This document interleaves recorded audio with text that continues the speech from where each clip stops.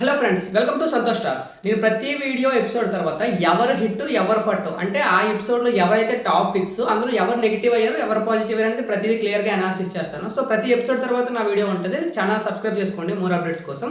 అంతేకాకుండా నేను గుండంకుల్ అండ్ ఇమానుల మధ్య గొడవ అయితే జరిగింది కదా, అందులో మీరు ఎవరిది తప్పు అనుకుంటున్నారు ఎవరిది రైట్ అనుకుంటున్నారు, మీకు ఏదైనా ఒపీనియన్ ఉంటే కింద కామెంట్ చేయండి. నా ఒపీనియన్ నేను ఎండ్ ఆఫ్ ది వీడియో చెప్తాను. ఇంకా విషయానికి వస్తే నిన్న ఎపిసోడ్లో అంతమంది 13 మంది ఉన్నారు, అందులో కొందరు మాత్రమే తీసుకొస్తారు ఎపిసోడ్కి. ఎవరి వల్ల అయితే కంటెంట్ వచ్చిందో వాళ్ళు ఎవరు అంటే ఫస్ట్ ఇమాన్యుల్. ఎపిసోడ్ మొత్తం తన వైపు నడిచింది. ఇమాన్యుల్ అండ్ మాస్క్ మ్యాన్ వీళ్ళిద్దరి వల్ల నడిచింది ఎపిసోడ్, ఎన్ని విషయాలకు వచ్చుకున్నా. ఆ తర్వాత ఎంతో కొంత తనూజ బర్నీ గారు అయితే నాకు బాగా అనిపించారు. ఇంకా రీతు చౌదరి అండ్ ఆర్మీ పవన్ వీళ్ళైతే నా టాపిక్స్ ఫస్ట్ ఎపిసోడ్లో. సో వీళ్ళ వల్ల ఎంతో కొంత కంటెంట్ వచ్చింది, మాట్లాడుకోవడానికి కూడా ఏదో ఒక టాపిక్ వచ్చింది అనమాట. సో వీళ్ళలో ఫస్ట్ ఇమాన్యుల్ విషయంకి వస్తే మీకు లైవ్ చూసింటే బాగా అర్థమవుతుంది ఏంటంటే ఇమాన్యుల్ నిన్నైతే చాలా టూ గుడ్ అనిపించాడు. చాలా బాగా కష్టపడ్డాడు, మార్నింగ్ నుండి ఈవినింగ్ వరకు అలాగా ఊడ్చుకొనే ఉన్నాడు.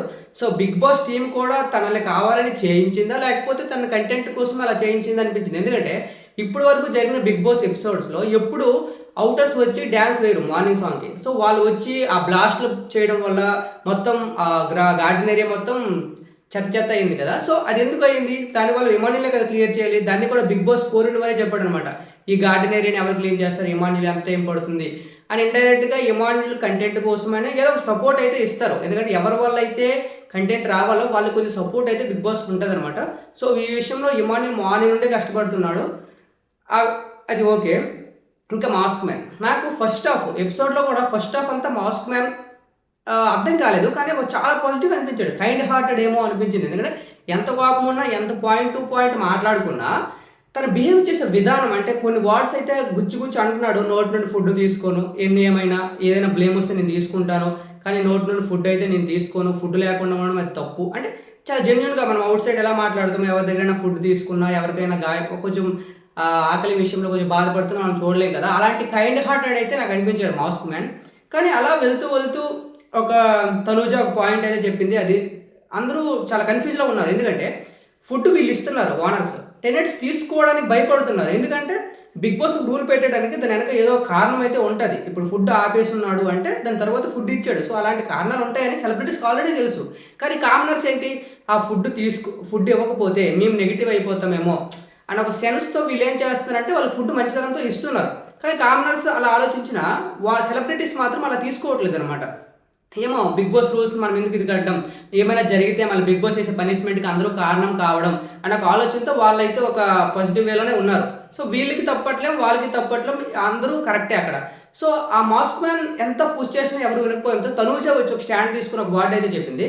నాకు నేను తనూజ కూడా టూ గుడ్ అనిపించింది. ఎందుకంటే తనూజ ఫస్ట్ మాస్క్ మ్యాన్ అలా వచ్చిన తర్వాత మీరు ఫుడ్ అయితే ఇచ్చేస్తున్నారు, ఇది మీ ఒక్కరి ఒపీనియన్ కాదు, ఇది అందరి ఒపీనియన్, మీరు ఇచ్చేస్తారు మేము తినేస్తాము, తర్వాత బిగ్ బాస్ అందరికీ పనిష్మెంట్ అంటే ఎవరు దానికి సమాధానం అనే ఒక మంచి పాయింట్ అయితే తీసుకొచ్చింది. ఆ ఒక్క పాయింట్తోనే మాస్క్ మ్యాన్ కూడా చాలా కూల్ అయిపోయి కంట్రోల్ అయిపోయాడు, ఇంకా మరి పుష్ చేయలేదు అనమాట. సో అక్కడ తనూజ తీసుకున్న స్టాండ్ నాకు టూ గుడ్ అనిపించింది. అంతేకాకుండా తనూజలో నాకు నచ్చిన విషయం ఏంటంటే అక్కడ కంటెంట్ లేదు, తను క్రియేట్ చేయాలని చూస్తుంది. అంటే ఏదో విధంగా తన ఒక కెమెరా ముందుకు రావాలి, పిక్చర్ పడాలి అనే ఒక ఆలోచనతో తనూజ ఉంది. అది గుడ్ అనిపిస్తుంది బిగ్ బాస్కి. ఎందుకంటే కాఫీ పౌడర్ తీసుకొచ్చారు, వాళ్ళకి వీళ్ళకి భోజనాలు పెట్టారు. భోజనాలు పెట్టిన తర్వాత మనీష్ దగ్గర కాఫీ పౌడర్ అయితే ఉంది. సో తనూజకి ఎక్కువ కాఫీ అంటే ఇష్టం అంట, కాఫీ లేకపోతే తను ఉండలేను అని కూడా బిగ్ బాస్లో చెప్పింది. సో అది కావాలని చేసిందా, ఇష్టం లేదు తర్వాత విషయం, అది ఏదైనా పాజిటివ్ దానికి. సో దాన్ని ఎలా దొంగతనం చేయాలి, దాన్ని ఎక్కడి నుండి ఎక్కడ తీసుకురావాలి అనే చిన్న డిస్కషన్స్ ఉంటాయి కదా. సో దానివల్ల ఎంతో కొంత కంటెంట్ అయితే వస్తుంది అనమాట. సో ఎంతో కొంత తను అంటే దొంగతనం చేస్తుంది, అది పెద్ద దొంగతనం కాదు, దానివల్ల నెగిటివ్ అయిపోదు తనకు కూడా తెలుసు, కానీ అది తనపైన ఇష్టంని తను చూపించుకుంటుంది. సో అది గుడ్ థింగ్, తనూజలో నాకు బాగా నచ్చింది. ఇంకా బర్ణ గారి విషయంకి వస్తే బర్ణ గారు ఏం చేశారంటే ఇష్యూ జరుగుతున్న ప్రతిసారి తన స్టాండ్ తీసుకోవడం నాకు చాలా బాగా అనిపించింది. అంటే నాకెందుకులే నేను పక్కన సైడ్ కూర్చుంటాను అని అనుకోకుండా ఇమాన్యుల్ అండ్ హరీష్ మధ్య గొడవ అయితే జరుగుతున్నప్పుడు కానీ కొన్ని విషయంలో వెళ్ళి మధ్యలో దూరి దాన్ని సెటిల్ చేస్తున్నాడు. అంటే అక్కడ సార్ట్ చేస్తున్నాడు. వచ్చిన ఫస్ట్ ఎపిసోడ్లో ఎందుకు గొడవలు, అది కూడా మాస్క్ మ్యాన్ చేసింది దాన్ని ఇంత పెద్దగా చూపించుకుంటున్నాడు అనమాట. సో అలాంటి విషయంలో బర్ని గారు వెళ్ళి చాలా అంటే తన ఏజ్కి తనకున్న మెచ్యూరిటీకి చాలా బాగా కంట్రోల్ చేశాడు. ఈ విషయంలో తనూజ అండ్ బర్ని గారు నాకు భలే అనిపించారు. ఇంకా విషయానికి వస్తే ఇమాన్యుల్ అండ్ మాస్క్ మ్యాన్ మధ్య గొడవ అయితే జరిగింది కదా, అక్కడ ఇమాన్యుల్ తనని చాలా బాగా కంట్రోల్ చేశాడు సిచ్యువేషన్. ఎలా అంటే ఫస్ట్ వచ్చిన నుండి నిన్నటి నుండి అంటే నాగార్జున సార్ వెళ్ళిపోయిన నుండి ఎపిసోడ్ చూసుంటే అంటే లైవ్ చూసుంటే ఇమాన్యుల్ అండ్ మాస్క్ మ్యాన్ చాలా బాగా కలిసిపోయారు, చాలా క్లోజ్గా కూడా ఉన్నారు. వాళ్ళిద్దరి మీద నా బాండింగ్ కూడా ఏర్పడింది అని నాకైతే అనిపించింది. ఇమాన్యుల్ కూడా అలానే అనిపించింది అంట. ఎప్పుడైనా మనం ఒకరి మీద జోక్ క్రాక్ చేయాలన్నా జోక్ వేయాలన్నా ఎప్పుడు వాళ్ళ దగ్గర మనకి ఎంతో కొంత చనువు ఉంటే కాబట్టి వేయగలం. అందుకు ఇమాన్యుల్ ఏంటంటే మనకు ముందు నుండే తెలుసు ఒక స్పాంటేనియస్ జోకర్, అంటే స్పాంటేనియస్ కమెడియన్, బాగా జోక్స్ వేస్తాడు. అది అవతల వాళ్ళు కొన్నిసార్లు ఫీల్ అవుతారు, ఫీల్ అవ్వరు. కమెడియన్ అంటే మనం అంత పెద్ద ఫీల్ అవ్వాల్సిన అవసరం లేదు. కానీ రెండుసార్లు గుండంకులు అంటే చాలా బాగానే తీసుకున్నారు, అప్పుడేం రియాక్ట్ అవ్వలే. తర్వాత ఆలోచించి అది పాయింట్ దొరికింది కదా, అక్కడ ఇమాన్యుల్ ఏదో ఒకటి అనేద్దామా అనే సెన్స్తో హరీష్ అయితే రియాక్ట్ అయ్యాడని అనిపించింది. ఎందుకంటే ఇమాన్యుల్ ఫస్ట్ 2 times అన్నప్పుడు అక్కడ హరీష్ ఆపేసి ఉంటే మూడోసారి రిపీట్ చేయడు కదా, అలా అన్న తర్వాత కూడా ఏం అనలేదు అంటే అక్కడ ఛాన్స్ ఇచ్చాడని ఇంకోసారి అన్నాడు అనమాట. సో దాన్ని కూడా ఇమాన్యుల్ చాలా ఎంత బాగా చెప్పాడంటే, నేను సారీ చెప్పాను, నేను సారీ చెప్పిన తర్వాత కూడా నేను రిపీట్ చేస్తే అది నాకు తప్పు అవుతుంది, సారీ చెప్పాను కదా అది యాక్సెప్ట్ చేయండి అనే విధంగా చెప్పాడు. దాన్ని మాస్క్ మ్యాన్ హరీష్ ఏం చేస్తుంటే ప్రతి ఎపిసోడ్ అంటే ప్రతి నిమిషం తనకి ఎక్కడ పాయింట్ దొరుకుద్ది దాని మీద నేను అరిచేస్తాను, ఒకరి మీద ఒక ఆర్గ్యుమెంట్కి రెడీగా ఉన్నాడు అనమాట. అంటే ఎక్కడ పాయింట్, కానీ ఇదంతా మాస్క్ మ్యాన్కి కొంచెం నెగిటివ్ అవుతుంది. ఎందుకంటే ఇప్పుడు కొంతవరకు గొడవలైనా ఏవైనా కొంతవరకు అయితే బాగుంటాయి, అది ప్రతి మాటకు నువ్వు పట్టుకొని లాగితే అది ఒక చిరాకు అనిపిస్తుంది అనమాట చూసిన వారికి కూడా. సో ఇలా రాను ఏమవుద్దంటే హరీష్ మీద కొంచెం నెగిటివ్ ఇంప్రెషన్ వచ్చి తను వెళ్ళిపోవాలి అనే విధంగా ఉంటారు. ఎంత కంటెంట్ నువ్వు క్రియేట్ చేయాలనుకున్నా అది ఒక పాయింట్ ఉండాలి, దీనికి ఒక వ్యాలిడ్ ఇది ఉండాలి, అవతల పర్సన్స్ బట్టి కూడా ఉంటుంది అనమాట.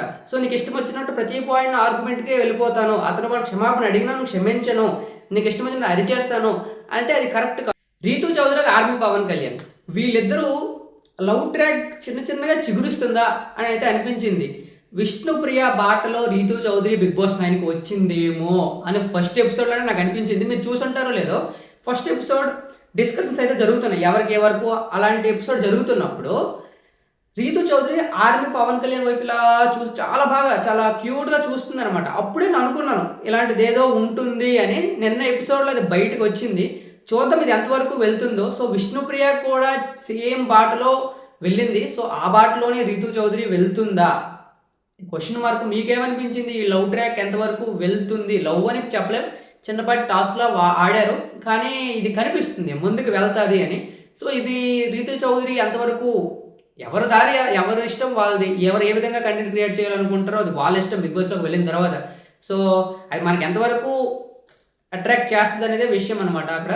సో చూద్దాం రీతూ చౌదరిది ఎంతవరకు వెళ్తుందో. సో మీకు ఏమనిపించిందో కామెంట్ చేయండి, లైక్ చేయండి, సబ్స్క్రైబ్ చేయండి. Thank you.